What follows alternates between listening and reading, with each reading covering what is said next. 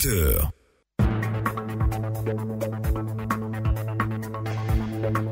Vous aurez à 7h10 la chronique des sports et nous allons parler bien du comportement honorable du Sénégal au Mondial 2018.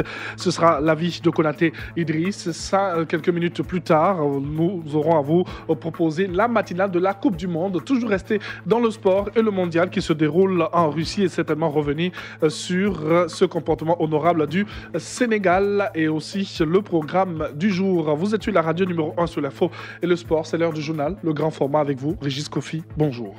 Bonjour Rangeval, bonjour à toutes et à tous. Madame, monsieur, voici les titres à la une de l'actualité de ce lundi, 7h. Le curage des caniveaux et le déguerpissement des constructions anarchiques ont démarré ce samedi à la Riviera Palmeraie. C'est la mise en application de quelques-unes des mesures préventives mises en place par le Conseil national de sécurité après les pluies diluviennes qui ont endeuillé récemment les familles. Face au problème d'incivisme des jeunes, l'État annonce la réintroduction du service civique en Côte d'Ivoire. Le ministre Sidi Touré a livré l'information ce dimanche lors de l'émission Les Salons de Radio Côte d'Ivoire. Et puis, le président turc Recep Tayyip Erdogan a remporté la présidentielle hier dimanche selon la commission électorale. Un nouveau mandat au pouvoir renforcé. Vous suivez le journal sur Radio Côte d'Ivoire. Bonjour à tous et à toutes. Les populations abidjanaises sont toujours sous le choc après les dégâts causés par les pluies diluviennes du mardi 19 juin dernier. Cocody, l'une des communes les plus touchées par les inondations, essaie tant bien que mal de se relever. Notre reporter Lydie Guadou s'est rendu dans certains quartiers sinistrés de la commune. Voici son constat.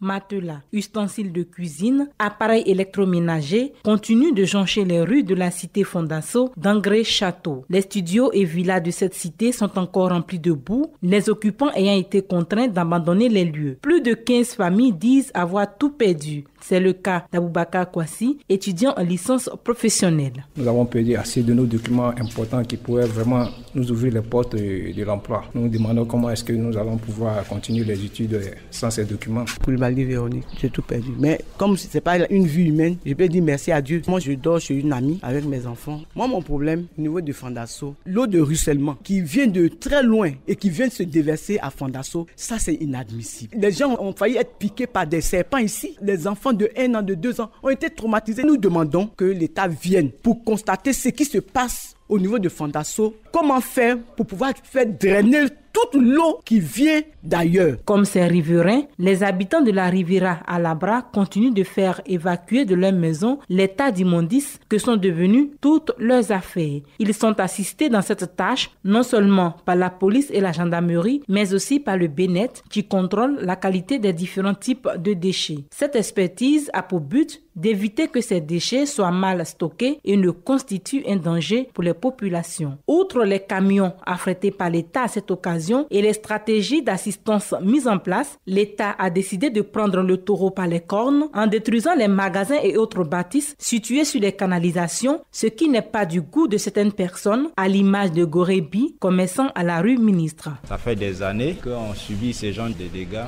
Aujourd'hui, ils ont décidé comme ça de résoudre le problème, mais sans chercher en amont d'où vient le problème.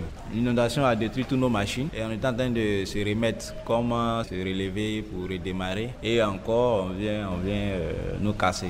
Donc du coup, on est abattu, on est là. On ne sait pas par où commencer. Même s'ils comprennent le désarroi de ces personnes, les agents de l'Office national de la protection civile disent n'agir que pour le bien des populations. Cet ouvrage, c'est là pour traîner les eaux. Les gens confusent là-dessus.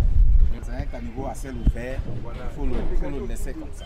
On n'a pas cassé la maison de quelqu'un, mais c'est le caniveau qui a été libéré. Espérons que les mesures préventives prises par l'État permettront d'éviter une autre situation d'une telle envergure. Et pour assister les sinistrés, le ministère de la Santé et de l'Hygiène publique a mis en place une clinique mobile de soins qui fonctionne 24 heures sur 24. Professeur Beignet Bivro Joseph, directeur de l'Institut national d'hygiène publique, en parle. À la suite du Conseil national de sécurité, Monsieur le Président de la République a donné un certain nombre d'instructions. C'est ainsi qu'au niveau du centre FSUCOM, nous avons mis une solution de rechange qui est l'unité mobile qui permettra de commencer à faire les soins en attendant que nous puissions désinfecter l'ensemble de ce centre de santé-là. Je précise que ce centre a été approvisionné en médicaments et tous les soins qui vont se faire au sein de ce centre-là sont des soins gratuits. Nous allons y mettre une deuxième unité mobile qui va assurer les services services de maternité. Et la troisième se trouve au niveau de la place Alassane Ouattara. Nous allons faire le relais avec les structures de niveau supérieur. C'est ainsi que si nous avons une situation plus compliquée, nous pourrons référer cette situation-là au niveau du CHU grâce aux ambulances. Le SAMU est là, 24 heures sur 24, pour pouvoir évacuer les personnes dans les centres qui ont un plateau technique plus élevé. Cette bonne nouvelle ce matin, la clinique mobile à maternité déployée justement par le ministère de la Santé a accueilli ce dimanche matin la naissance de son premier bébé. À présent, je vous donne quelques informations sur les abris construits pour pour venir en aide aux personnes déplacées. La situation géographique justement de ces abris, stade d'Angré, abri d'une capacité de 1500 personnes, travaux démarrés hier, terminaison ce lundi soir. Riviera Palmeraie à Labra, abri d'une capacité de 1500 personnes, travaux démarrés hier, terminaison lundi soir. Riviera Palmeraie, Sipim, cité Aubaïlen, terrain de la cité, chapiteau pouvant accueillir 500 personnes. Travaux démarrés hier, terminaison ce lundi soir. 2 à 3 autres sites seront identifiés pour la mise en place des autres abris. Par ailleurs, certains groupes scolaires, tels le groupe scolaire Quadio à Saoré, à la Riviera Palmeraie, sont également transformés en centre d'accueil et de soins.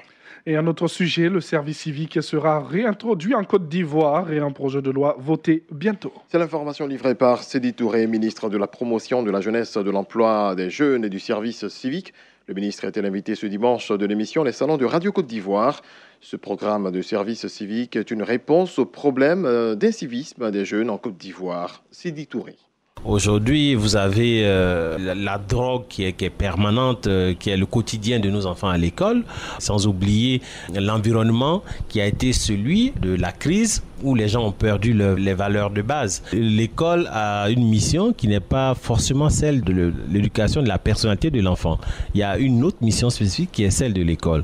Donc ce sont autant d'éléments cumulés qui nous ramènent à considérer qu'il fallait réintroduire le service civique en Côte d'Ivoire. D'où le projet de loi qui a été déposé l'année dernière, qui sera voté cette année et qui nous permettra d'aller très vite pour revenir sur des valeurs qui étaient anciennes, qui étaient celles qu'il fallait maintenir pour que nous n'arrivions pas à ces résultats que nous constatons aujourd'hui.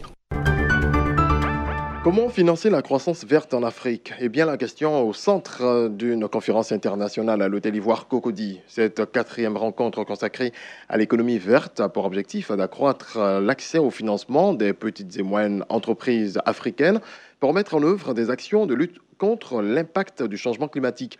Les PME devraient être suffisamment outillées, selon Arantxa Gomez, la directrice exécutive du Centre de commerce international. Nous devons renforcer la compétitivité des PME. Il y a beaucoup d'entreprises qui veulent un accès au financement, mais qui n'ont pas de plan de viabilité, qui ne sont pas suffisamment compétitives pour pouvoir bénéficier de ces financements. Ordonner, organiser mieux l'écosystème dans le pays, que les incubateurs, que les institutions de financement, que les institutions de contrôle de la qualité, que des hubs verts où on puisse parler aux PME des opportunités dans cette économie verte, soient mieux connectés, un réseau, un réseautage, un écosystème. Et enfin, construction d'un marché plus large, un marché régional. C'est tout le sens de la grande zone de libre-échange continentale africaine que nous pensons peut aider à une meilleure distribution de ces financements pour les PME vertes en Afrique. C'est à partir d'aujourd'hui que se tient à Grand-Bassam la 3e édition de la session internationale des réflexions stratégiques, placée autour du thème « Reconstruction de l'outil de défense post-conflit, cas des pays africains ».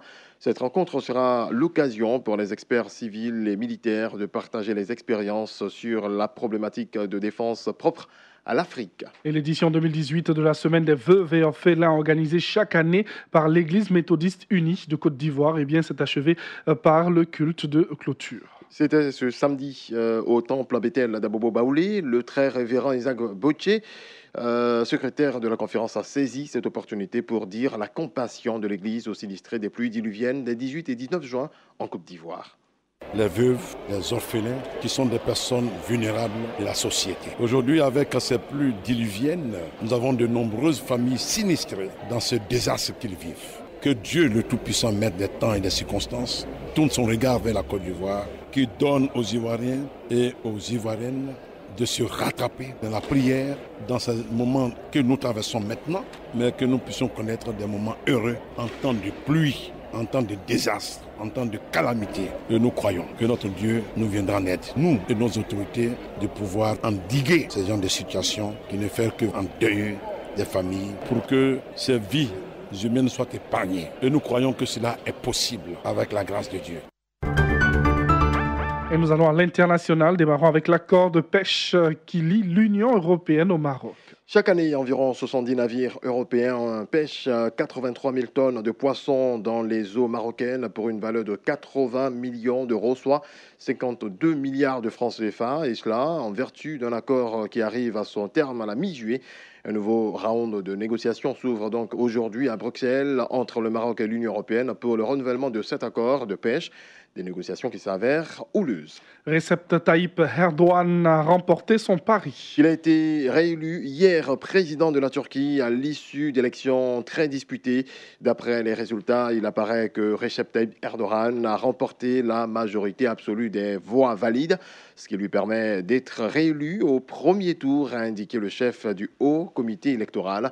Il a ajouté que 97,7% des voix avaient été enregistrées, précisant que les bulletins qui n'avaient pas encore été comptabilisés n'étaient pas en nombre suffisant pour priver Recep Tayyip Erdogan de sa majorité absolue. Voilà, c'est la fin de ce point complet sur l'actualité. Merci à toutes et à tous de l'avoir suivi.